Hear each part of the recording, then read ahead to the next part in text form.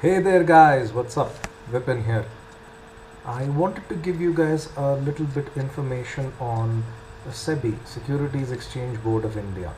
Now this is something which you guys need to know from uh, a variety of different angles because it's one of the most powerful institutions this country has ever seen. Okay, so it's important that you know what SEBI is and why is it that we require such a powerful institution in this country. Okay, so let's get started off with this video. Now, what is SEBI? SEBI is a statutory company which has been established to regulate the stock markets in India. Now, why did they feel the requirement to set up SEBI? The stock markets in India have had a complicated history. Okay, for example, we did not have a proper regulation for Bombay Stock Exchange until 1980. The government of India could not even regulate Bombay Stock Exchange until 1980, and the reason is that because Feroz G.G. Boy happened to pass away in 1980, and only after he passed away could the government actually gain control. But even after when the government gained control of Bombay Stock Exchange, there were a lot of things in the market which went unregulated, and you had quite a few scams which went on to happen like this. Like for example, you had the Harshad Mehta Ketan Parekh scam. Now, in these scams, the value of the money which was laundered runs into several thousand crores. These guys were able to jack up the stock markets to such a big extent. They were able to do that only because of lack of regulation. And that's to tell you how bad the stock markets were in terms of regulation once upon a time. So you had SEBI established so that there can be proper order into the chaos that was there in the Indian capital markets. Okay. Now, SEBI came into power in 1992. It is one of the most powerful companies in the country.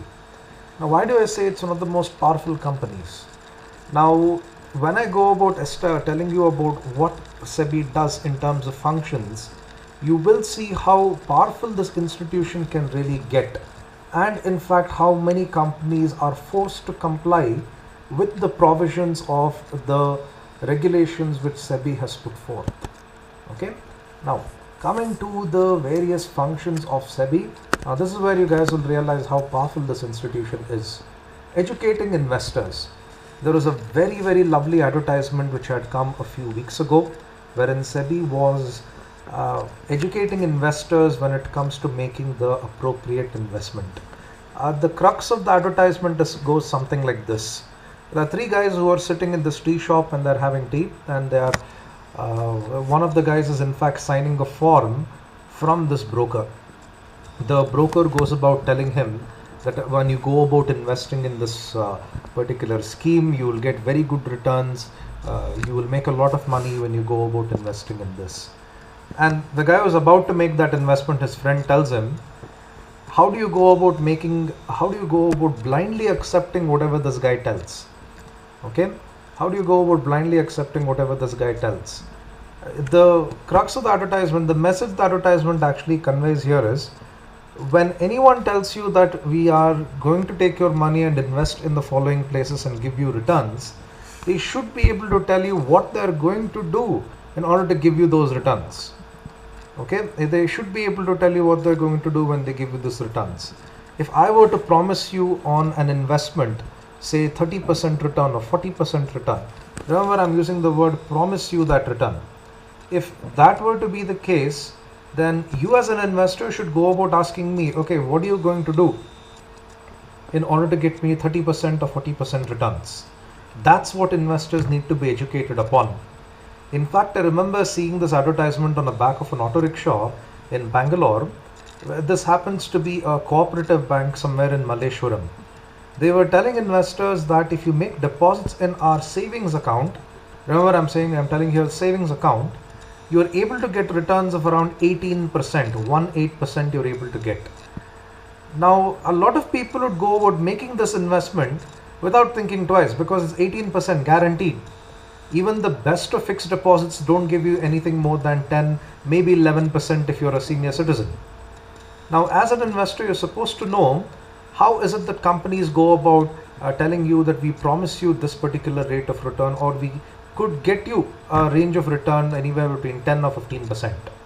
Especially you could see this in terms of investment schemes such as mutual funds. Okay.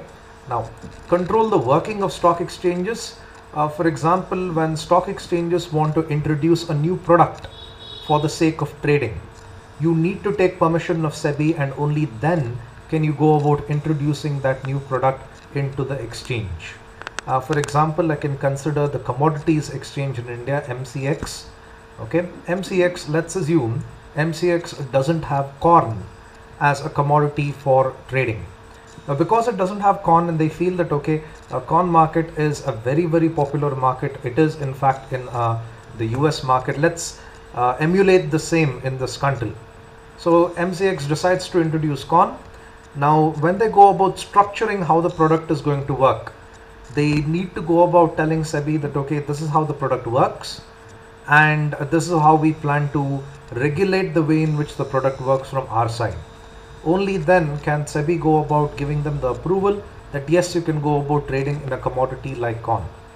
This is one of the things which SEBI does when it comes to stock market regulations. Okay, moving on. Register and regulate the working of intermediaries. For example, let me consider this intermediary, a merchant bank. Now, commerce students may have come across accounting of shares, right? When shares have been issued, when you collect the premium, when you collect the money from the investors, you take up the accounting of how much money comes into your company. Now, usually this accounting is done by a institution known as a merchant bank. Some examples of a merchant bank is, in fact, the largest merchant bank in the country is SBI Capital. Now, SBI Capital, once they go about receiving money for an initial public offer, okay, they can't really go about taking up the accounting work unless they have been registered as a merchant bank. Now, in order to be registered as a merchant bank, you need to take permission from SEBI. Only then can you do the whole accounting work. Alright, you can't go about doing IPO accounting unless you're registered as a class 1 merchant bank.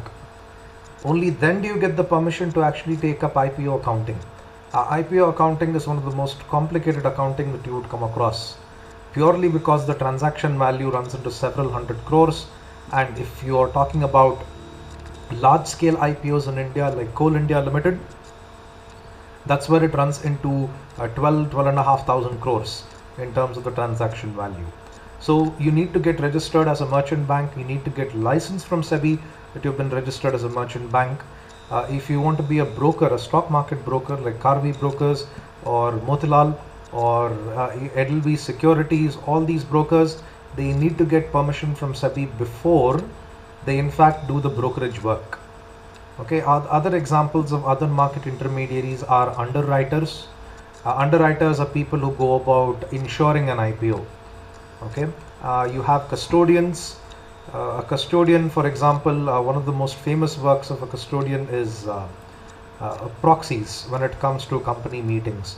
Let's say I'm a large shareholder in a company and I'm unable to attend the board of directors meetings.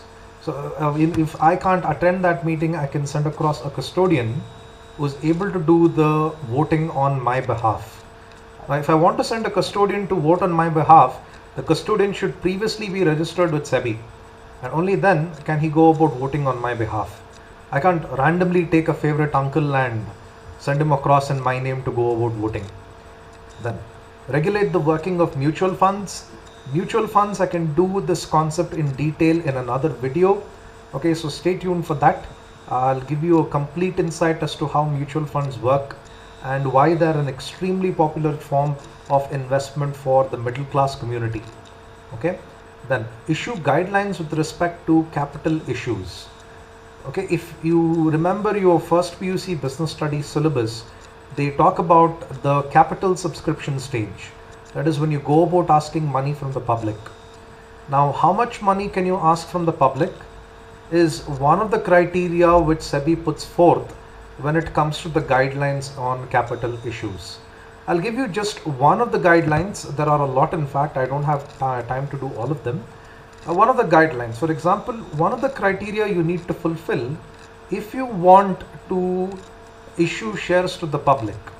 Okay, you as a company should have 5 years of consecutive profits.